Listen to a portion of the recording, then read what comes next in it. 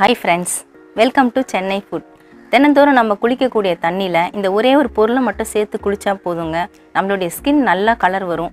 அது என்ன பொருள், அது எப்படி சேர்த்து குளிக்கணும் அப்படினா இன்னைக்கு வீடியோல பார்க்க போறோம். வாங்க பார்க்கலாம்.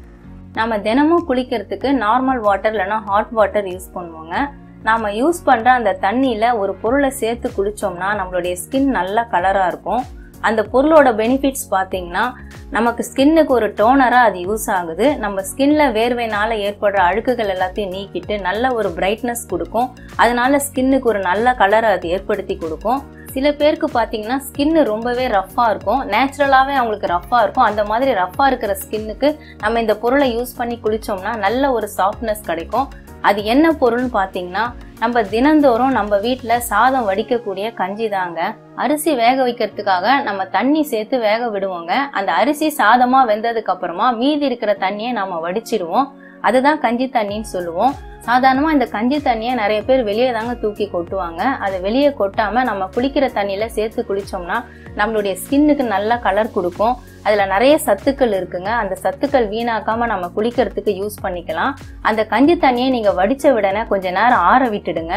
கஞ்சி தண்ணியை கொஞ்ச நேரம் நம்ம ஆற விட்டுட்டோம்னா அதுல கொஞ்சம் லேசான ஏடு கட்டியிருக்கோங்க. நம்ம சாதம் வடிக்கும் பொழுது ஒரு சில சாதங்களும் அந்த கஞ்சியில இருக்கும். நீங்க நல்லா ஆற விட்டுட்டு கை பொறுக்கிற சூடு வந்த உடனே அதை நல்லா வடிகட்டி சுத்தமா எடுத்துக்கோங்க. ஏன்னா நம்ம குளிக்கும் பொழுது இல்லைன்னா நம்ம உடம்புல அந்த ஏடு சாதம்லாம் ஒட்ட ஆரம்பிக்கும். அது ஒட்டாம இருக்கணும்னா வடிகட்டி எடுத்துக்கிட்டா சுத்தமா இருக்கும். வடிகட்டின கஞ்சி தண்ணியை நீங்க குளிக்கிறதுக்கு யூஸ் பண்ற தண்ணியில நீங்க எவ்வளவு குளிக்கிறதுக்கு எடுக்கிறீங்களோ, ஒரு பக்கெட் எடுக்கிறீங்களோ இல்ல 2 பக்கெட் எடுக்கிறீங்களோ அந்த தண்ணியில இந்த கஞ்சி தண்ணியை நல்லா கலந்துருங்க. தினந்தோறும் இந்த கஞ்சி தண்ணியை கலந்துட்டு நீங்க குளிச்சுட்டு வந்தீங்கன்னா நல்ல டிஃபரன்ஸ் தெரியுங்க. ஆனா ஒரு நாள் 2 நாள்லாம் இந்த டிஃபரன்ஸ் உங்களுக்கு தெரியாது. தொடர்ந்து ஒரு 10 நாள் நீங்க யூஸ் பண்ணி பாருங்க, உங்களுக்கு நல்ல ஒரு டிஃபரன்ஸ் தெரியும். ஸ்கின்ல கலர் வந்திருக்கிறதும் உங்களுக்கு தெரியும்.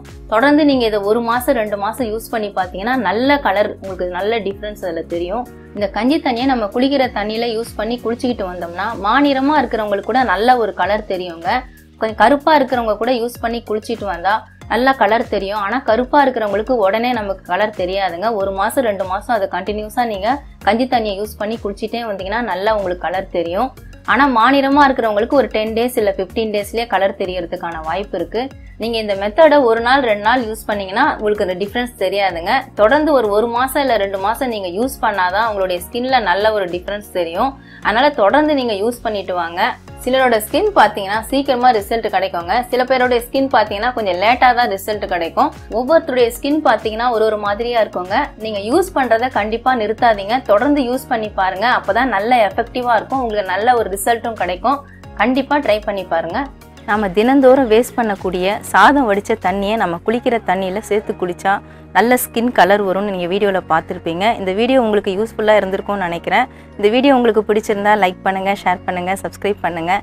சப்ஸ்கிரைப் பண்ணவங்க மறக்காமல் பெல் பட்டனை கிளிக் பண்ணுங்கள். இந்த வீடியோவில் ஏதாவது டவுட்ஸ் இருந்தால் கமெண்ட்ஸில் கேளுங்க. நன்றி, வணக்கம்.